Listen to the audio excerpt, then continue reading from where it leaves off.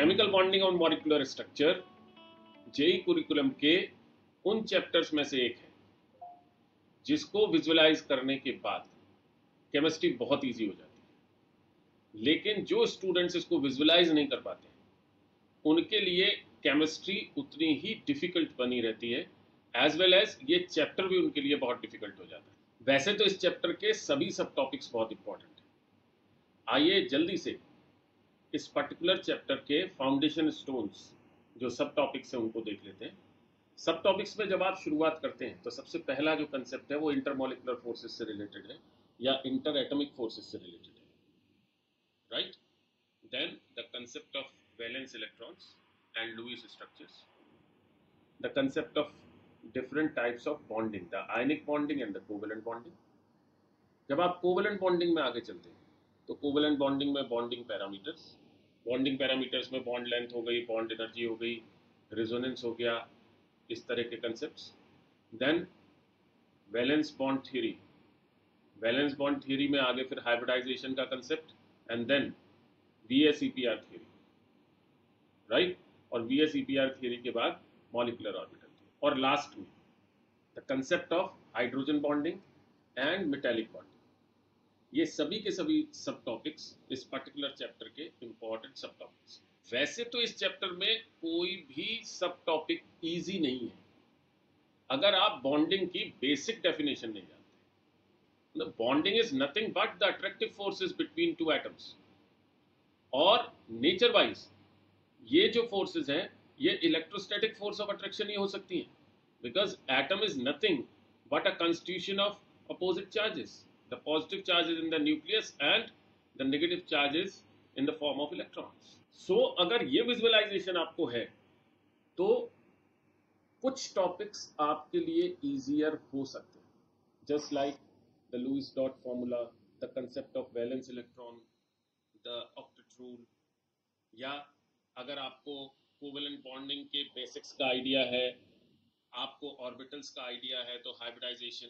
जब हाइब्रिडाइजेशन आपको प्रॉपर आ गया है तो VSEPR थ्योरी, साथ ही साथ the concept of bonding in diatomic molecules and the concept of hydrogen bonding and its effect, ये कंपैरेटिवली इजियर टॉपिक्स की कैटेगरी में आ सकते हैं। लेकिन ध्यान क्या रखना है कि अगर आपको प्रॉपर विजुअलाइजेशन है तभी ये इजीली आपको समझ में आएंगे, अदरवाइज नहीं है। आइए अब डिफिकल्ट टॉपिक्स को समझ लेते हैं। डिफिकल्ट टॉपिक्स में सबसे बड़ी डिफिकल्टी विजुअलाइजेशन की। अगर आपको विजुअलाइजेशन नहीं है तो लगभग पूरा चैप्टर आपके लिए डिफिकल्ट है। लेकिन अगर थोड़ा बहुत भी विजुअलाइजेशन है तो जो परेशानियां आएंगी उसमें सबसे ज्यादा परेशानी आपको रेजोनेंस समझने में आएगी।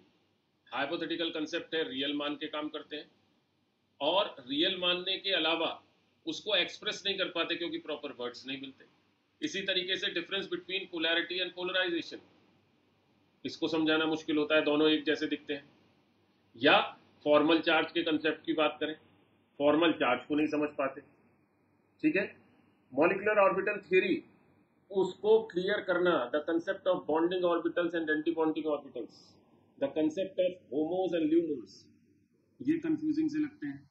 How the energy is connected, how the electronic configuration of molecules is connected with this particular concept, वहां दिक्कत होती है। या डायपोल मोमेंट, बॉन्ड ऑर्डर, वहां निकालने में दिक्कत होती है। डायपोल मोमेंट के कंसेप्ट को अगर आप फिजिक्स के डायपोल मोमेंट से जोड़ के देखेंगे तो आपको फायदा हो जाएगा। तो ये जो टॉपिक्स हैं, ये टॉपिक्स, अच्छा मजे की बात ये है कि ये काफी स्कोरिंग टॉपिक्स हैं, सबसे ज्यादा क्वेश्चंस इन्हीं पे एक्सपेक्टेड है, प्रोवाइडेड कि आप इनकी नस को पकड़ के रखते हैं। अब इस वीडियो का सबसे important part, chemical bonding and molecular structure को ग्रिप करने के लिए हमें किस किस पर्टिकुलर चैप्टर की प्रॉपर प्री नॉलेज होनी जरूरी है, means what are the pre requisites to grip this particular chapter, right. उसमें सबसे पहला कौन सा है, एटॉमिक स्ट्रक्चर। एटॉमिक स्ट्रक्चर में खास तौर से अगर हम बात करें तो the visualization of orbit, orbital and subshell, how px, py, pz are aggregated to form a subshell, या जो सबशेल है एटम के अंदर किस तरीके से प्रेजेंट होते हैं। ये प्रॉपर विजुअलाइजेशंस रिक्वायर्ड है जब हम ओवरलैपिंग के कंसेप्ट्स को, वीडीटी या हाइब्रिडाइजेशन के कंसेप्ट्स को देखते हैं। ये secondly periodic classification. Periodic classification में in particular the concepts of atomic radius, different type के रेडियाई आपको पता होने चाहिए, ionization enthalpy, electron gain enthalpy, इनका कंसेप्ट और इनके कनेक्शन में बॉन्ड हैबर साइकिल, इस सब का आइडिया आपको होना चाहिए। इसके अलावा तीसरा, छोटी क्लासेस में आपने बॉन्डिंग के बारे में पढ़ा होगा, टाइप्स ऑफ बॉन्डिंग के बारे में पढ़ा होगा। 3 तरह की होती है, आयनिक कोवलेंट और कोऑर्डिनेट कोवलेंट। इस बेसिक फंडामेंटल जो नॉलेज है, इसका आइडिया आपको होना चाहिए। अगर इतना आइडिया आपको है प्रॉपर तरीके से, तो ये चैप्टर आपको परेशान नहीं करेगा, ये मेरी गारंटी है। अगर लास्ट 3 इयर्स का एनालिसिस करते हैं तो जानते हैं इस चैप्टर की खास बात क्या है। इस चैप्टर से ऑलमोस्ट इक्वली कंसेप्चुअल यानी सेक्शन 1 के क्वेश्चंस और न्यूमेरिकल यानी सेक्शन 2 के क्वेश्चंस आ सकते हैं, राइट। लास्ट 3 इयर्स में इस पर्टिकुलर चैप्टर से 43 कंसेप्चुअल क्वेश्चंस और 30 न्यूमेरिकल क्वेश्चंस आए। दैट मीन्स सेक्शन 1 में 43 क्वेश्चंस और सेक्शन 2 में 30 क्वेश्चंस वहां पूछे गए। ये सभी क्वेश्चंस मॉडरेट डिफिकल्टी लेवल के थे, राइट। अगर हम ईयर वाइज देखते हैं तो last 2 years, that means year 2023 and 22, लगभग इक्वल वेटेज के रहे हैं। सेक्शन 1 में इस पर्टिकुलर चैप्टर से 0 से 1 क्वेश्चन डिफरेंट पेपर्स में हमें दिखाई दिया है, राइट।